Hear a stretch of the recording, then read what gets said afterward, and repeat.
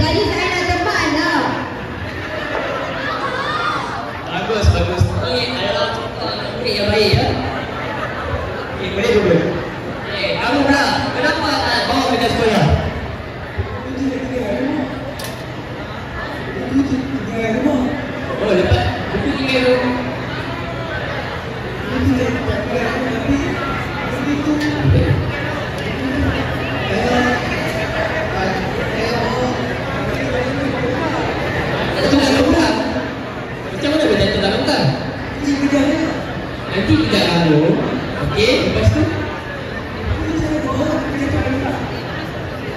okey, dapat duduk. Tapi kamu dah rotan lah, alasan tak logik. Duduk.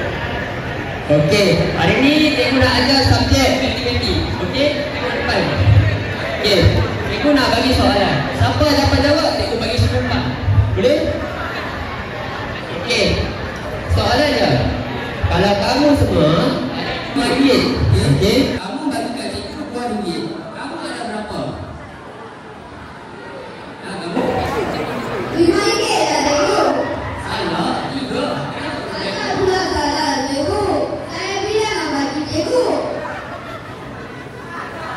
Cikgu betul lah kamu ni. Kamu tak? RM5 ke? Aduh, kamu tak?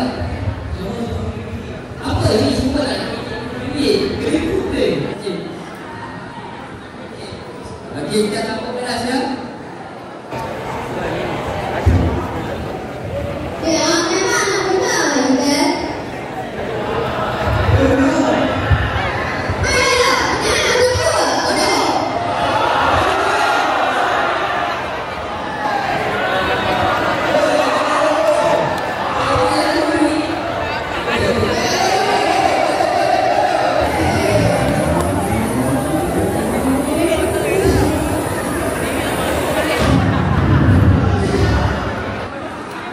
Memang cuma tengok nak hantu baru nak dengar cakap apa. Duduk. Hei, budak-budak zaman sekarang ni macam-macam. Okey. Sorry cikgu. Cikgu ada berita sedih nak bagi kat kamu. Tak lama lagi, cikgu ada kat sekolah ni. Yeay. Tapi itulah, cikgu bukan pindah sekolah ya. Cikgu minggu depan ada program 1 minggu. Jadi, kerja sekolah kamu tugas surat 1 sampai 100. Kamu ni cikgu nak kamu jadi orang yang ceria. Buat je kerja semua. Okey? Saya rasa cikgu tipu kot. Tak, serius. Okey, serius. Sampai